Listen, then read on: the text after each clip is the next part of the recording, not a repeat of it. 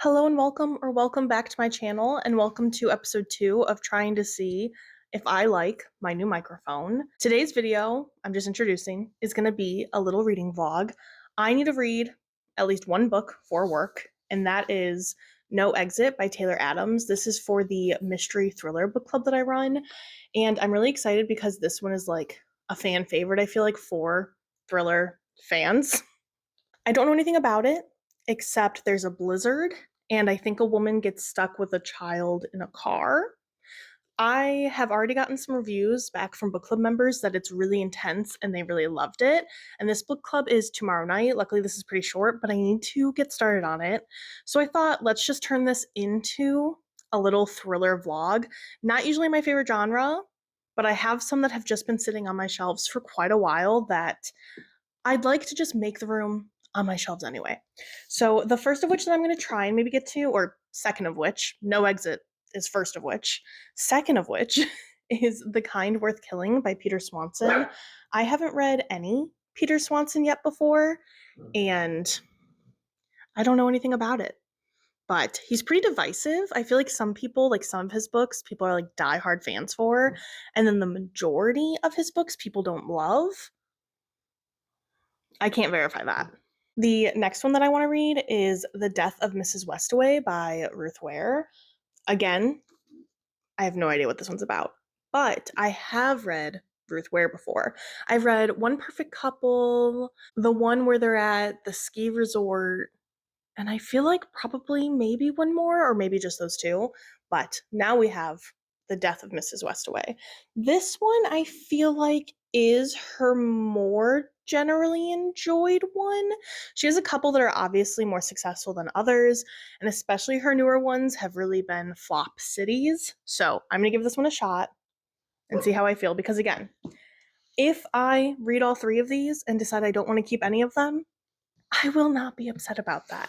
But I do hope I at least enjoy this one for the book club conversation. It's also like a weird mass market paperback. Like, you have to be so popular, I feel like, to have a mass market paperback of your book. That's all I have for you for this introduction. I will come back in once I've made a dent in this and have any idea what it's about. Charmin and I just went on our morning walk. We'll probably go on another one later. And if I do anything fun, you will be there with me. Good morning, friends. It is the next day now. I'm freshly laundered. I didn't check in with you yesterday because I always forget to on the first day. I did get to page 90 of No Exit. The vibes are vibing. I feel like I'm trapped in a rest stop in a blizzard. Now that I know a little bit more about this book, let me tell you a little bit more about this book. We're following our main character, Darby. She's a college student. She has some sort of familial turmoil going on. Her mother was diagnosed with cancer, and it seems like they've always had a kind of rocky relationship. I want to say she's on her way home for Christmas, because this takes place like the 26th or 25th until Christmas Day. Her and a group of people are stuck in a rest stop because there's a blizzard and she ran out of gas, and they simply cannot leave because trucks are not coming to plow the snow away. While she's trying to get a signal on her phone, she walks past one of the other cars and sees that there is a child trapped inside. So now her and I want to say 4 other strangers, there's like a couple and then 2 guys. She's suspicious. She's trying to figure out who's up to what. She has her suspicions. I'm not going to say anything about that, but I do find it interesting how quickly we find out who it is. Like, I just didn't expect that. I expected it to be kind of, we never really know until the end, but we do find out pretty early on. So I'm kind of intrigued how that's going to shape my thoughts as we continue the story.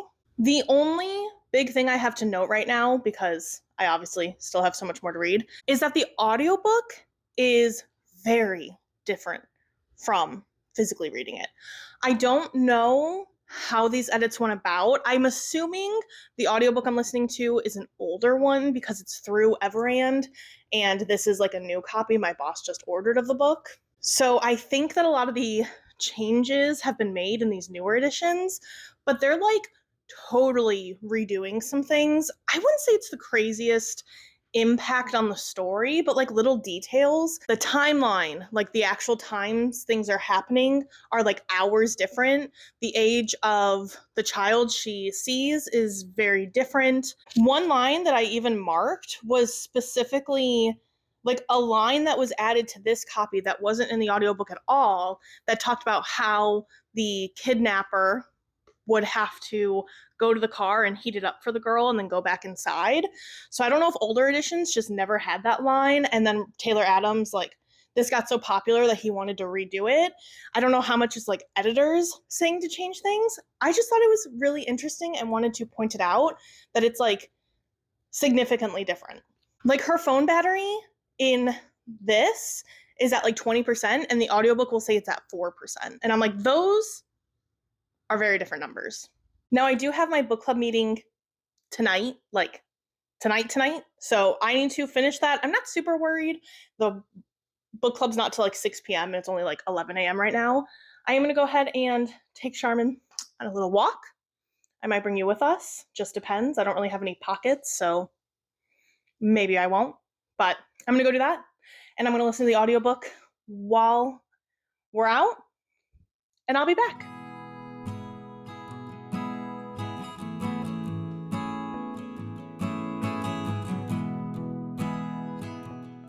Hi friends, I am a little less than halfway through right now. It is so beautiful out. I just decided to go on another walk. Lately I've been taking Charmin to this little like park area in my community, and I don't know why I didn't come here and film more often.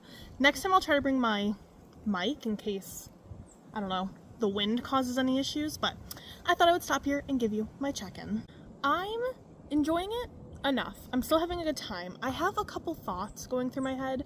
The first of which I want to bring up is last time I checked in, I said I was surprised with like a direction the story was going, and I don't want to say where that goes from there, but I was into that little bit of that twist. I kind of thought like it could happen, and then it did, and I was like, I like this. So I'm still enjoying that.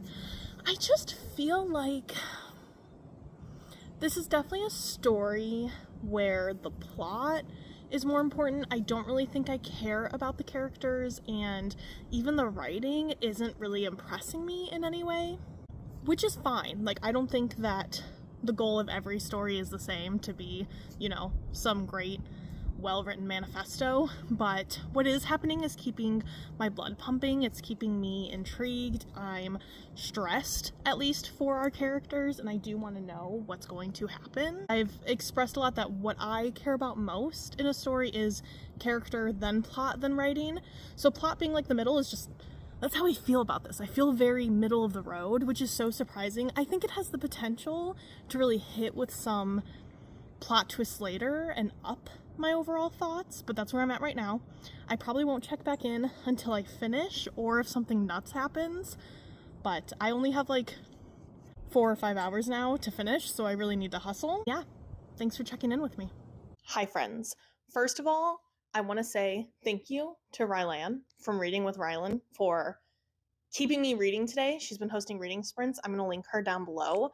She does them pretty often, and she's just been helping me keep motivated today.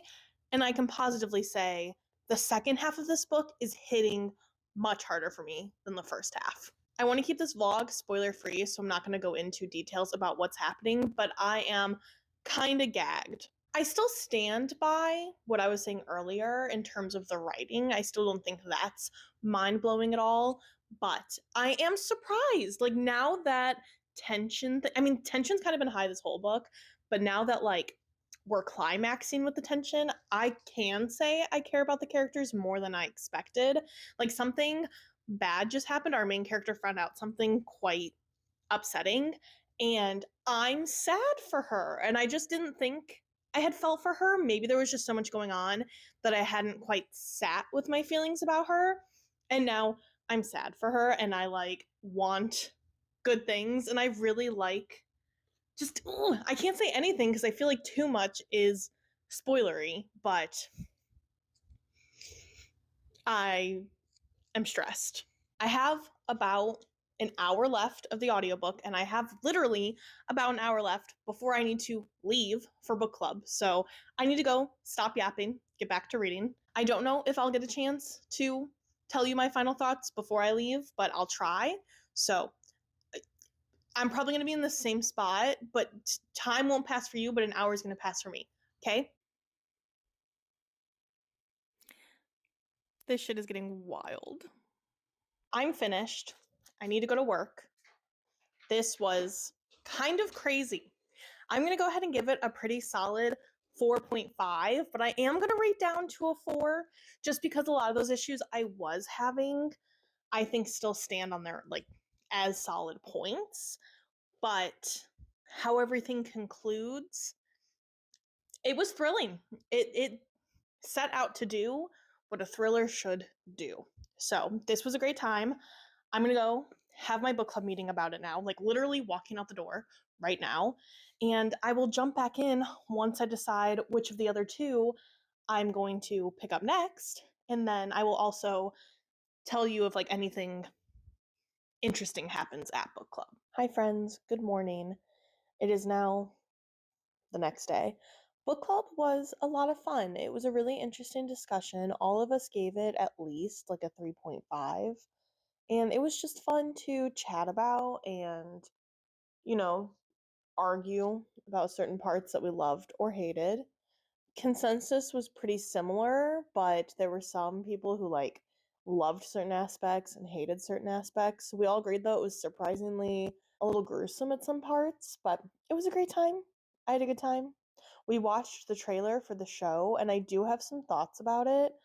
So, or I think it's a movie, but we watched a trailer. It's done by Hulu apparently. I hadn't even known there was an adaptation. My biggest gripe of the trailer, what I've seen of it, is a big part of the book is that our main character is kind of an not the best person. Like she self-proclaims that she is not a great person. She's made some decisions in her past. She's been selfish in her past. And it surprises her that she feels this affection toward this child to the point of wanting to save it. I appreciated that element, and I actually felt like Taylor Adams did a really good job of it where she felt complex. Like it is frustrating when the main character is almost too morally good. So it was fun to have a main character grappling with some of her decisions in the past, but still trying to do the right thing. The film apparently decided that they wanted to make her a rehab escapee, and I don't love what that says about the correlation. I don't love that it's straight up villainizing addicts then, in my opinion. Like the character is meant to be a bad person, so when you adapt it, you're going to put her in rehab. Like it feels like you're trying to make a statement with that, and I don't love that statement. So, also based on the discussion though, altogether, I did end up dropping my rating just a little bit just based on, bringing up points that I didn't think about before. So I'm going to go ahead and give this actually like a 4.25, but I'm still going to stick with just like a solid 4-star rating on my Goodreads. I have gone ahead and I've picked up The Death of Mrs. Westaway by Ruth Ware, and I got a little bit in actually already, like 70 pages. We are following our main character, Hal, and she is kind of alone in the world. She did have a pretty good relationship with her mother, but her mother passed away unexpectedly. She was hit by a drunk driver like a couple years ago. And so our main character works at the pier. She does tarot readings, but she tries to do them kind of as ethically as she can. She's like, I'm not really trying to mess up people's lives or steal money from them. I'm just kind of like helping. She almost is working more of like a counselor, she said, where she's mostly just there to, you know, help them seek their own answers in a way.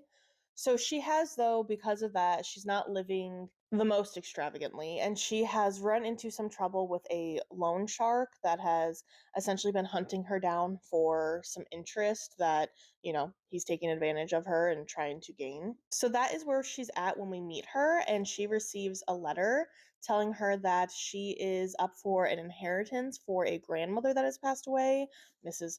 Westaway, and she's being invited to the funeral at this huge mansion.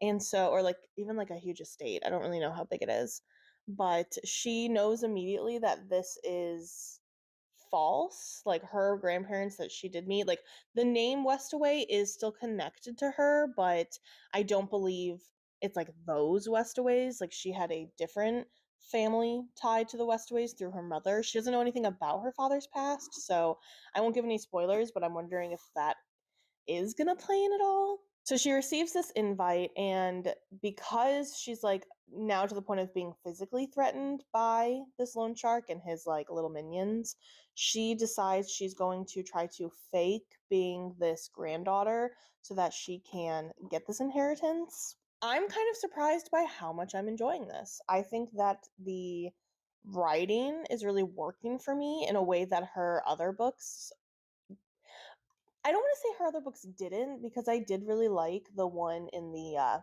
snow situation. Not 0 Days, but like the snow one before that.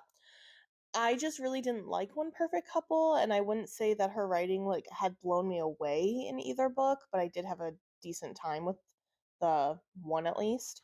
This one though, like, I'm actually pretty into the writing. I think she's doing the atmosphere very, very well.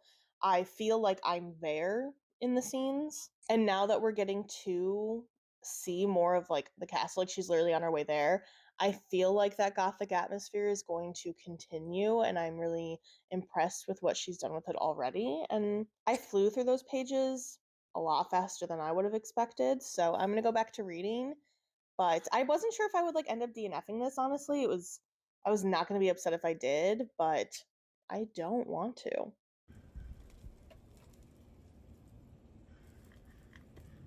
Where'd the food go? So silly.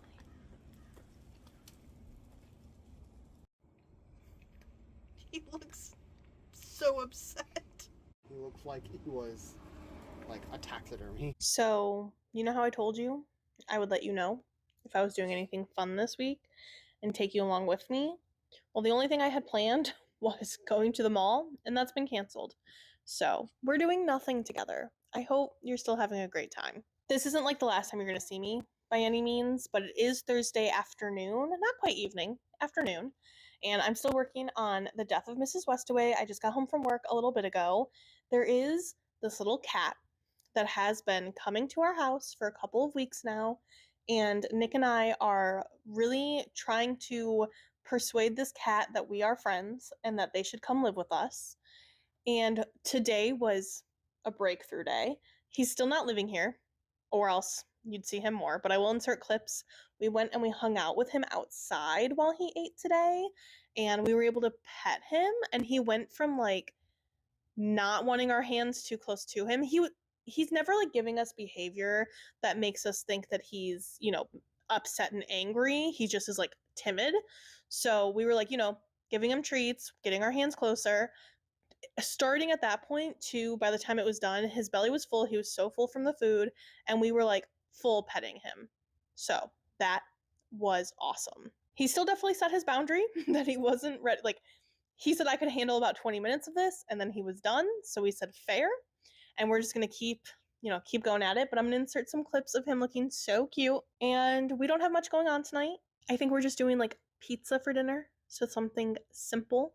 We're probably gonna watch more of The Traitors because we started season 1 now, and it's actually awesome. Like, I knew season 3 was awesome, so going back to watch season 1, I was kind of like, is it gonna be as good? No, it's awesome. So we're gonna watch more of that. It's probably gonna make it to my favorites list again. And I want this vlog up tomorrow, so the goal is to finish The Death of Mrs. Westaway, and I still do want to try The Kind Worth Killing. Spoiler alert, I did start listening to the audiobook the other day, and I hated it, but it could be the audiobook, so I'm going to try it again before I full give up without the audiobook and see if I like it a little bit more. The audiobook wasn't horrible. The main narrator just had an accent that I didn't want to listen to, so I decided I'm not going to listen to it. That's all for your update. I will see you before the night is over. Hello, I'm checking in because I said I would, but I haven't done much. We watched The Traitors, as I predicted, and I did manage to get to about page 260 of The Death of Mrs. Westaway, and I'm really enjoying it. I'm really, really hooked. I'm intrigued by the atmosphere and the overall mystery. Like, I do find it pretty interesting. I think right now I would be hovering at like a 4-star because there is some confusion for me between like the names of the different characters, because she is obviously trying to uncover some truths about her potential family history, or like the family history of this family that is claiming her as theirs, and figuring out if there's any connection. And she is also kind of then searching, like, is there any possibility of relations to her father and all that kind of stuff. I'm just having a hard time keeping track of everybody, honestly. I think that the ending itself, though, could still knock it out of the park, and I could be obsessed. It is also making me wonder, like, let me know if you've read this one and you enjoyed it, and if you think I would enjoy any of her older works. Like, this is making me want to read The Woman in Cabin 10, even though there's that sequel coming out. Maybe because there's that sequel coming out. But, like, will I like her older books? Should I give them a shot? Let me know. I'm going to start laying down, though, and getting ready, because I do work tomorrow. I think I'm going to extend this vlog, though, so that I can really take my time with finishing this and give The Kind Worth Killing a shot. So I think I'm gonna do like reading sprints tomorrow instead. I'm not sure though. We'll find out. You'll find out depending on if you're seeing this Friday or Tuesday. Good morning. I have taken Charmin on our morning walk. I have to work in like an hour, so I will need to start getting ready in a minute.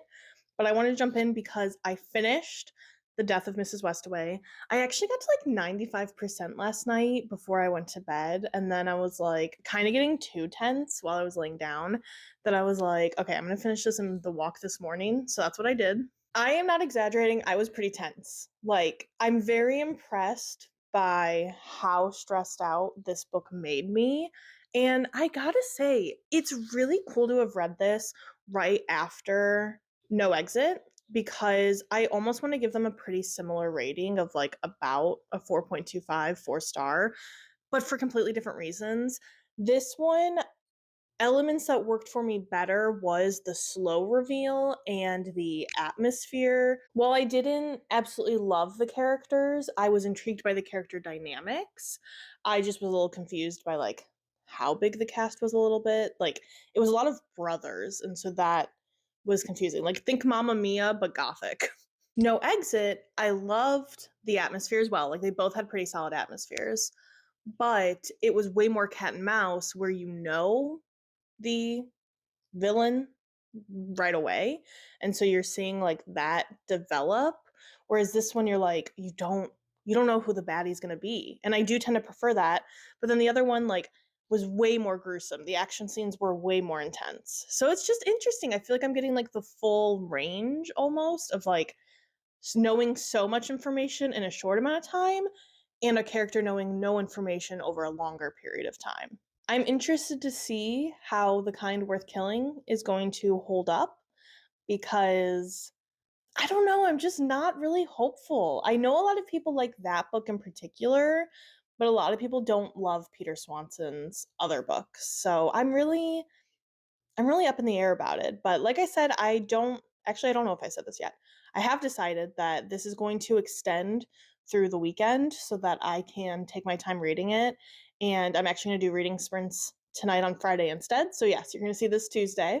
I'm very surprised by the fact that I think I'm going to keep this book, at least for now. Once I really run out of room, that's a different problem. But I'm going to keep it. I'm not going to unhaul it. I'm going to try The Kind Worth Killing, and I'll just be back. I don't know if it'll be today. I don't know if it'll be tomorrow. But once I'm either doing something exciting, which it doesn't happen, or when I know what the book is about.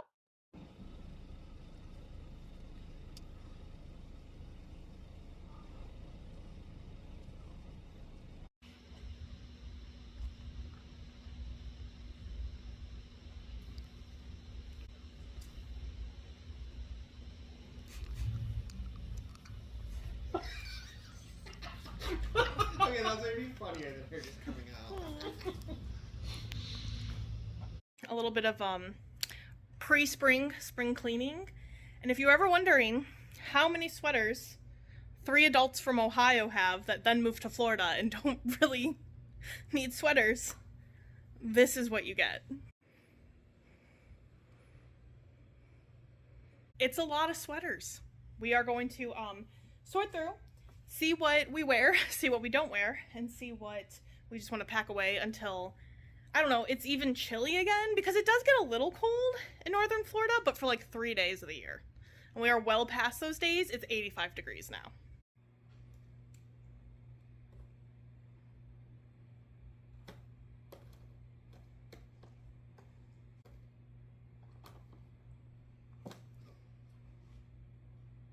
No.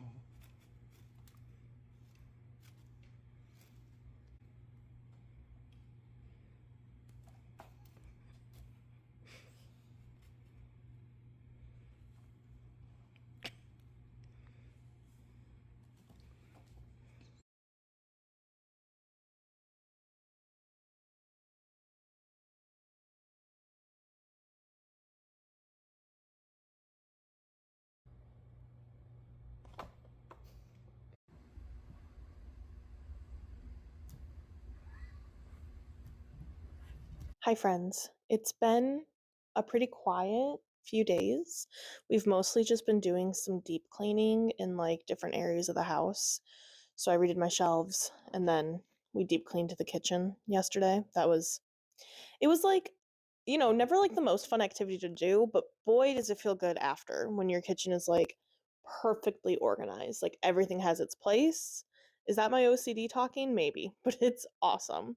So we did that, and it's just been kind of playing with the animals otherwise. Still trying to convince the stray kitten that they should live with us.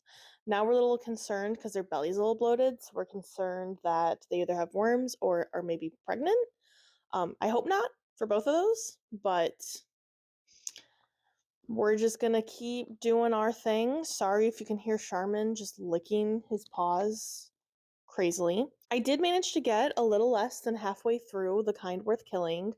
This is also really like these three thrillers that I chose for this video in particular are so different in very specific ways. It's really interesting.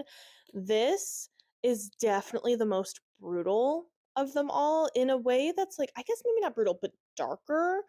Like No Exit was very, very exhilarating and thrilling and violent, but there was almost like a goofy caricatureness to the baddies in that story.